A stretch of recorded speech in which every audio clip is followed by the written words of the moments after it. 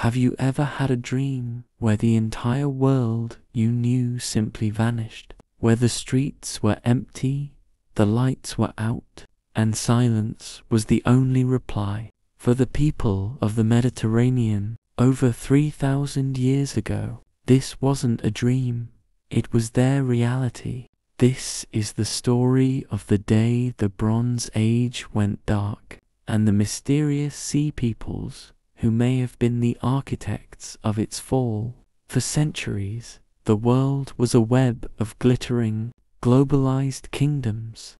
The Hittites forged empires from Anatolia, the Egyptians ruled the Nile with godlike power, and the Mycenaean kings built vast palaces in Greece. They traded tin from Afghanistan, amber from the Baltic, and copper from Cyprus.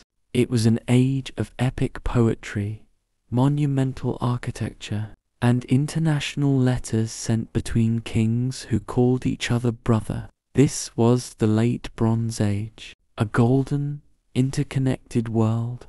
But around 1177 BC, this entire system collapsed. And it didn't happen over centuries. It happened in a lifetime, one by one. The great cities burned. Hattusa, the mighty Hittite capital, was consumed by fire and abandoned, never to be rebuilt. The palace of Pylos in Greece was put to the torch. The great trading port of Ugarit was razed to the ground, and a frantic, final letter found in its ruins reads, "My father, behold, the enemy's ships came, my cities were burned, and they did evil things in my country." The letter was never sent. The world was going silent. So, who were they? The Egyptians, the only civilization to truly survive the storm, called them simply the Sea Peoples. They left no chronicles, no kingdoms, no tombs. We know them only through the terrified words of their victims and the victory monuments of their conquerors. The Egyptian pharaoh Ramses III described them as a confederation of the seas, a chaotic alliance of different tribes, with names like the Peliset, the Shekelesh, and the Denaian. They came with their families and possessions, not to raid, but to settle. They were a force of migration, of desperation, and of utter destruction. But were the Sea Peoples the cause, or merely a symptom of a deeper sickness? Modern archaeology paints a more complex and perhaps more terrifying picture. It seems the world was already sick. Tree rings tell us of a period of severe, prolonged drought.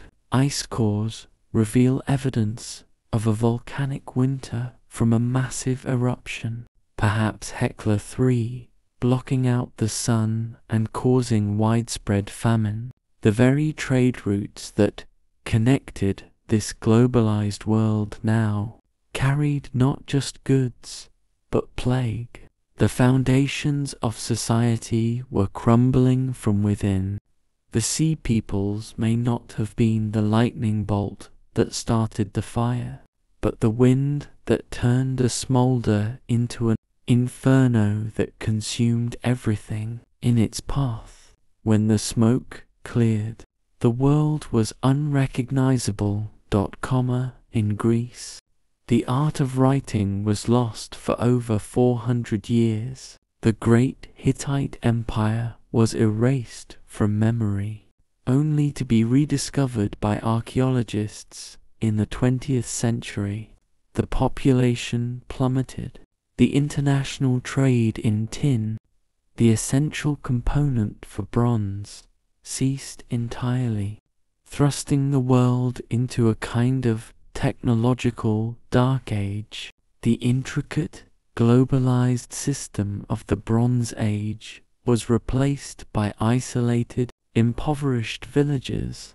It was the single greatest societal collapse in human history, a reset button pressed on civilization itself.